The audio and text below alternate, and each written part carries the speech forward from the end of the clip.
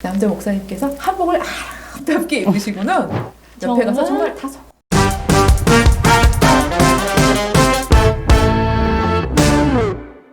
그러니까 결국 남자들은 마녀를 빨리 제거하고 싶었을 것 같아요. 왜냐하면 본인들이 구축해 놓은 시스템을 흔드는 거니까. 그쵸. 예, 너무 위험한 거죠. 무섭기도 하고, 그렇죠? 예, 예. 예. 그러니까 사실 피해자로 만들어버릴 수 있는 창녀하고 달리 저것들이 우리 뭐 유혹했어 이런 식으로. 근데 마녀는 영향력이 있으니까, 예, 그 공동체를 막 흔드니까 그렇게 해버릴 수도 있었을 것 같겠다는 생각이 좀 들긴 하는데 사실 마녀만 그런 게 아니라 우리도 이렇게 이 현대사를 겪어왔지만 대부분 제거되어야 되는 사람들은 카리스마가 있는 사람들 아닌가요? 그렇죠. 뭐 독재 정권 뭐 이런 데도 보면은 리더십이 있는 사람들은 사실 다. 그렇죠. 그거야. 뭐 반대되는 목소리를 내고 거기에 찬동하는 무리들이 생겨나면 절대 안 되니까. 예.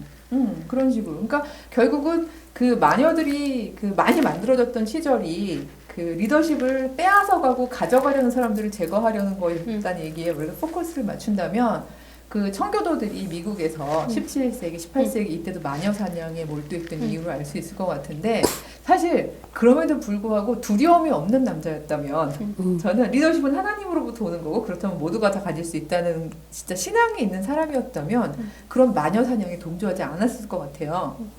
그런 역사적 사례가 있죠. 네, 예, 아주 하나 소개해 멋진 주십시오. 실제 사건이 있었는데요. 그 미국 뉴 잉글랜드 청교도들이 자신들이 닥친 그런 불행, 그다음에 불운 이런 것들을 이제 마녀 탓으로 돌리려고 수많은 마녀 재판이 일어났어요. 그랬는데 그러니까 주로 이제 대상이 여자들이었죠. 그래서 그 여자에게 그런 그 불행의 탓을 돌리려고 했는데 그 재판에서 어떤 한 여자에게 계속 이 재판관이 당신 정말 마녀 아니냐? 당신이 그 빗자루를 타고 날아다닐 수 있지 않느냐?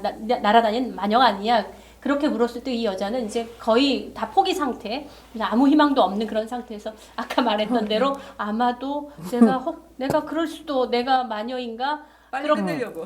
빨리 끝내려고 이제 그렇게 얘기했을 때 그 퀘이커 교도이자 작가였던 윌리엄 펜이라는 사람이 거기서 어떤 이야기를 했냐면은 여자는 원한다면 빗자루를 타고 날 수 있는 권리가 있어요. 그렇게 얘기했다는 거예요. 이게 그 옛날에. 그 남자는 스스로 몰랐겠지만 사실은 어떤 법에도 하나님의 법에도 인간의 법에도 여자가 빗자루를 타고 날지 말아야 된다 이런 법은 없다는 거죠. 그렇죠. 그래서 그쵸. 그것이 실제로 구약법에도 없죠. 없습니다. 이거 나와야지. 그래서 실제로 그게 이제 그 여자가 무죄로 풀려난 유일한 사례가 거의 됐죠. 유일한 사례가 됐군요. 그러니까 결국은 두려움과 공포라는 게 그렇죠. 맞네요. 네. 예, 예. 그래서 그 윌리엄 펜 남자들이 다 윌리엄 펜만 같으면 그런 일이 없을 텐데. 예.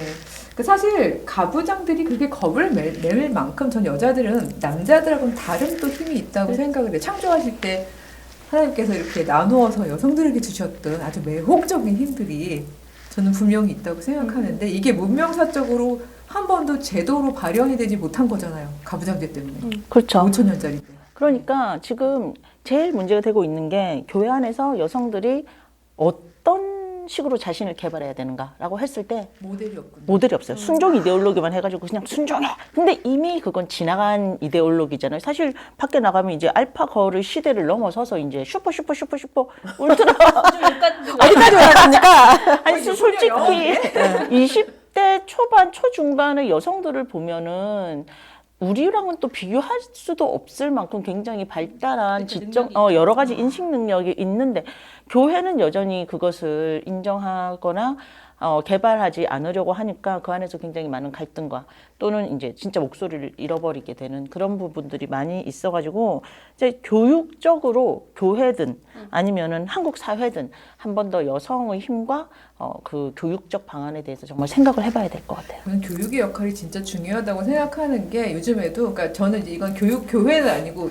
그 젊은이들이 참 지혜로운 게 본인들이 창조적인 작업을 하는 데 있어서 이전의 유산을 가져와가지고 하는 경우들이 많더라고요. 그래서 마귀 할멈이에 대한 부분도 그냥 무조건 나빠가 아니라 그 도교 여신 마고 그러니까 마고 설화를 가져와가지고 그거를 현대적으로 재해석해서 문화적인 컨텐츠로 만들기도 하고 마녀의 힘을 이용하는 거네요. 그야말로 마녀의 힘을 이용하는 거죠. 근데 옛날 고리골적 방식이 아니라 요즘에 통하는 아주 매혹적인 방식으로 그래서 뭐 멋지다. 게임 콘텐츠를 만들기도 하고 아니 문화 콘텐츠를 만들기도 하고 하는 일들 이미 세속 사회에서는 제가 보니까 많이 보이더라고요.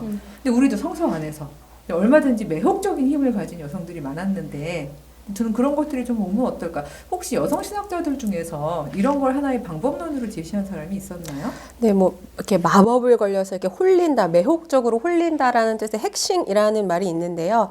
아주 옛날 언니셨던 메리 데일리의 방법론, 여성 신학적 방법론 중에 하나였는데 닉싱, 거절하기, 그다음에 핵싱, 홀리기, 그다음에 엑싱, 그 X, 미지수 X처럼 아직 도래하지 않는 미래를 여성들이 함께 만들어 나가는 행동이라는 이런 세 가지 방법 중에 이제 핵싱이라는 게 있는데 구체적으로 뭘 홀리면 되나요?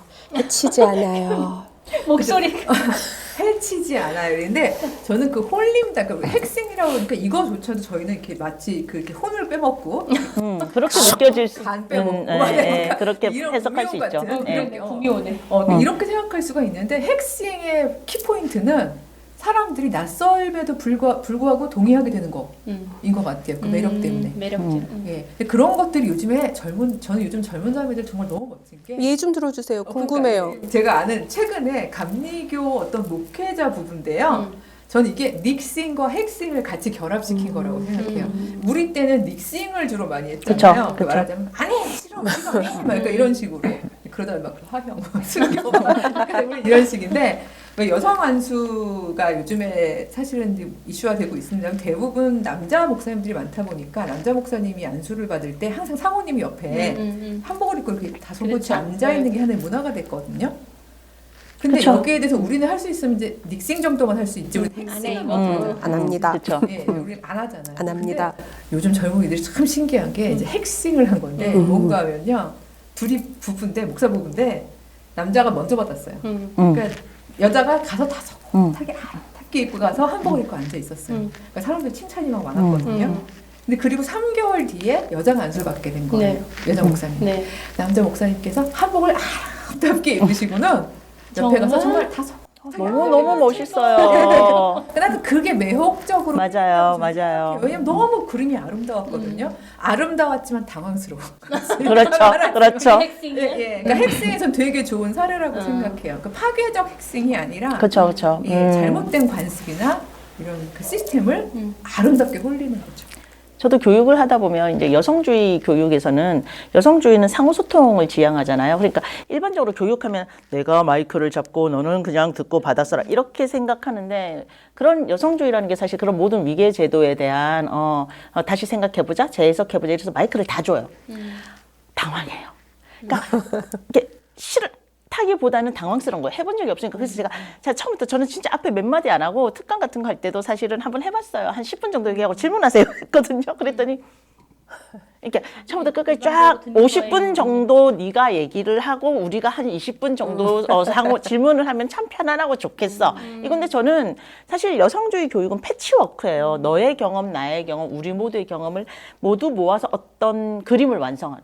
또 이 패치워크는 이쪽에 가면 또 다른 그림, 서로가 서로를 비춰주는 경험이 될 수 있어서 모두가 보이싱을 하는 게 굉장히 중요해요. 근데 우리나라 그러니까 안 해본 거예요. 근데 이거를 몇 번 해보면 그다음부터는 이제 제가 마이크를 잡을 시간이 없어요. 능력이 그러니까, 예, 근데 이제 이게 특강 같은 경우는 일회성이니까 그게 좀 잘 안 되는 건데 여기에 좀 익숙한 청중들도 있어요. 그럼 거기는 이제 1시간 내내 얘기를 하는 거죠. 지들끼리. 전 옆에서 이제 추임새만 잘한다.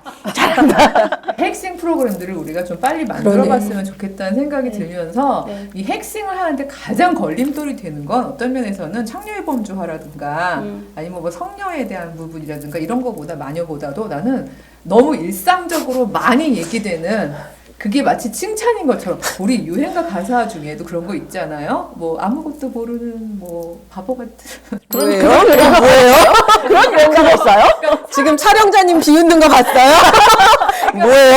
아니 사랑스러운 바보 이런 이미지가 있었었어 20세기에 20세기 있었는데 감독님이 비웃었다고요. 배침이라는 거는 여성한테만 통용되죠. 그런 비슷한 의미인 혹시 것 그 같은데. 아무것도 배침이. 몰라요. 뭐 이런 거 하려고 했던 거 아니에요? 몰라 지금. 그냥 몰라. 아니야 몰라요. 이건 핵심도 아니고 모든 유행가가 다 이렇게 합쳐진 것 같은데 그럼에도 불구하고 그러니까 내 아내나 혹은 내 여자친구가 너무 그러니까 내가 없으면 아무것도 할 수 없고 예, 그래야 더 그냥 사랑스럽고, 바보같이 어리버리한 것이 사랑스럽다고 맞아요. 얘기하는 그 문화도 분명히 있고 기 베슈텔은 그것도 2000년 기독교 역사에서 하나의 범주로 자리 잡았다고 얘기를 하거든요. 그리고 여지껏까지 어떻게 보면 요즘에 마녀가 어딨어요.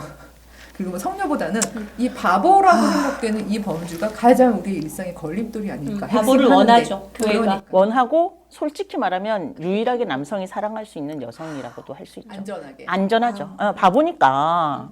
보호해줘야지. 그렇죠. 그래서 바보 우리는 이야기를 네 번째는 바보에 대해서 하겠습니다. 우리 다음 시간에 만나요. 네.